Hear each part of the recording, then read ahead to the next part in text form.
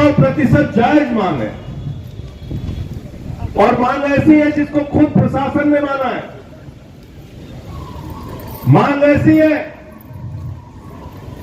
कि आपको 10% के बदले जो जमीन मिलनी थी, मुआवजे के बदले वो जमीन देने की लड़ाई है। और जब आपने इस बात को माना है, कोर्ट तक ने कह दिया है, तो जमीन तो आपको देनी पड़ेगी। आंदोलन चाहे जितना लंबा चलाना पड़े, उसकी कोई चिंता नहीं है। मैं ये भी सोच रहा था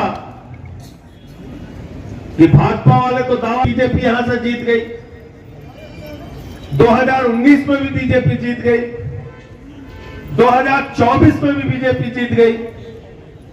केंद्र में मोदी जी की सरकार है, राज्य में योगी जी की सरकार है। मोदी जी वोट मांगने के लिए आते हैं तो कहते हैं double engine, double engine, double engine, double engine की सरकार को मजबूत करो, डबल इंजन की सरकार को वोट दो। अरे तुम्हारा डबल इंजन कबाड़ा हो चुका है, इसको उठा के फेंकना पड़ेगा। ये डबल इंजन कबाड़ा हो चुका है, ये डबल इंजन फेल हो चुका है। ये डबल इंजन किसानों पर जुल्म करने के लिए है, ये डबल इंजन किसानों पर अत्याचार करने के लिए है। मुझे याद है, 1 साल तक हिंदुस्तान का अन्नदाता किसान सड़कों पर बैठा रहा। क्या मांग थी उसकी? ये 3 काले कानून वापस कर लो, 3 काले कानून वापस कर लो। मैं भी संसद में था उस दिन, जब वो काला बिल आया था तो मैंने माइक तोड़ दिया। मेरी बहुत आलोचना की बीजेपी वालों ने, संजय सिंह ने माइक तोड़ दिया, माइक तोड़ दिया, माइक तोड़ दिया। मैंने कहा बेईमानो, अगर तुम किसानों की हड्डी तोड़ोगे तो मैं यहां चुपचाप बैठने के लिए नहीं आया हूं, तुमसे लड़ाई लड़ने का काम करूंगा।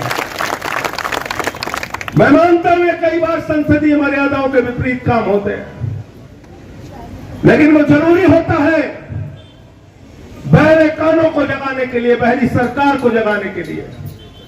750 किसानों ने अपनी शहादत दी, तब वो काला कानून वापस हुआ। मैं आप सबसे ये कहने के लिए आया हूं, इस पूरे हिंदुस्तान को रोजगार के सवाल पे इकट्ठा करना है, किसान के सवाल पे इकट्ठा करना है, मजदूर के सवाल पे इकट्ठा करना है, महंगाई के सवाल पे इकट्ठा करना है। लेकिन बहुत अफसोस के साथ कहना पड़ रहा है कि आपको दंगे, फसाद, नफरत, हिंदू, मुसलमान, इन चक्रों में उलझा कर रखा गया है।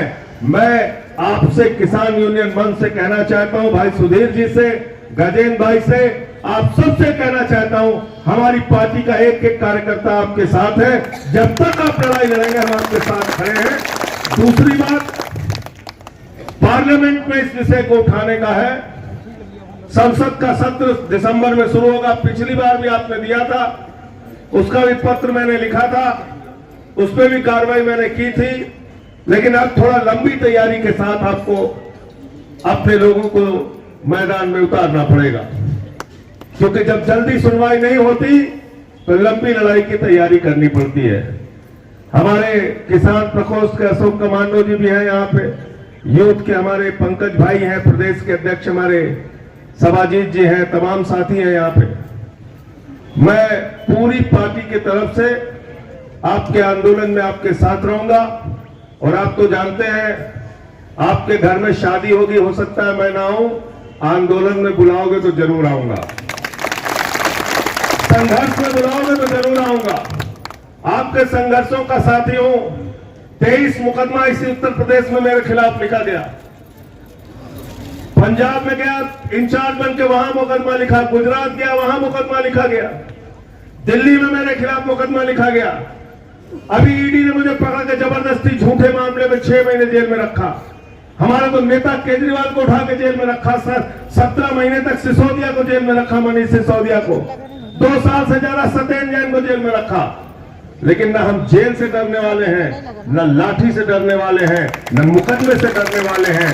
आपकी लड़ाई में आपका साथ देंगे, यही भरोसा दिला के मैं आपके बीच से विदा होऊंगा, क्योंकि मुझे आज भी कोर्ट में एक जमानत कराने जानी है। आपके नोएडा की कोर्ट में एक मेरा मामला है, उसमें जमानत कराने